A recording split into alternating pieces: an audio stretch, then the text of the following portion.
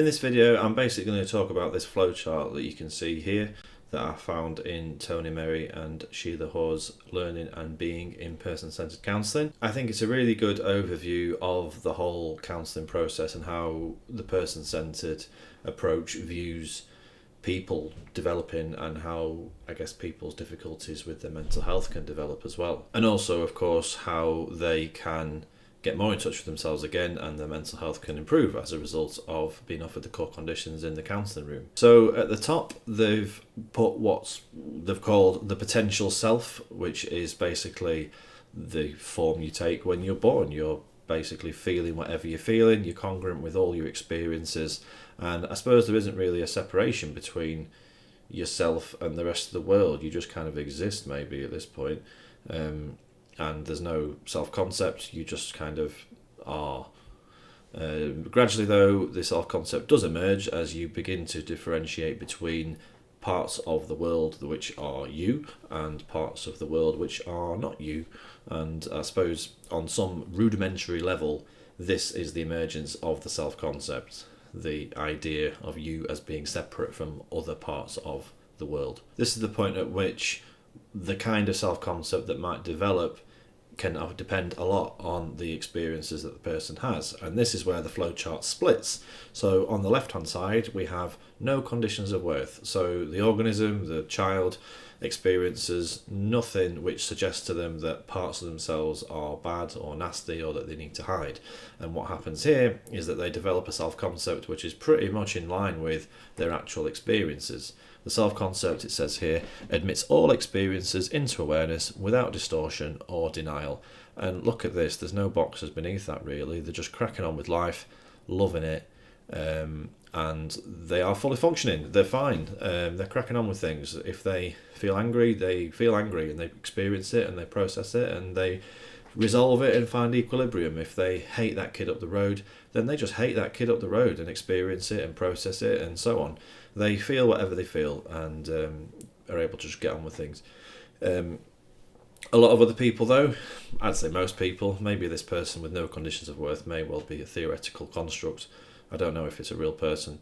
I can't remember what they say on that. You'll have to buy the book and figure it out. Imposition of conditions of worth is what I think the vast majority of people experience, and as a result they deny certain parts of themselves to their awareness because on some level I guess their organism has decided that that's important to do in order to survive.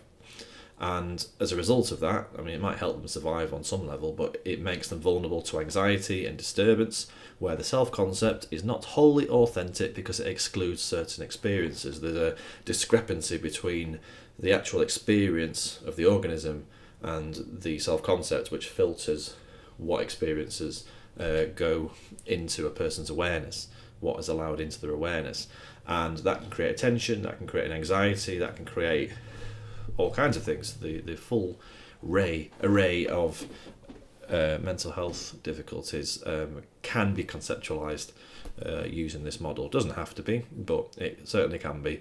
And essentially it gets to a certain point where a person is really struggling and they go to counselling, they get offered the empathy, the unconditional positive regard, the genuineness. They have a space, ideally, where they really feel heard, they really feel accepted, and they really feel that this therapist is a genuine human being that cares and that wants to listen and understand and collaborate with them to help them figure things out.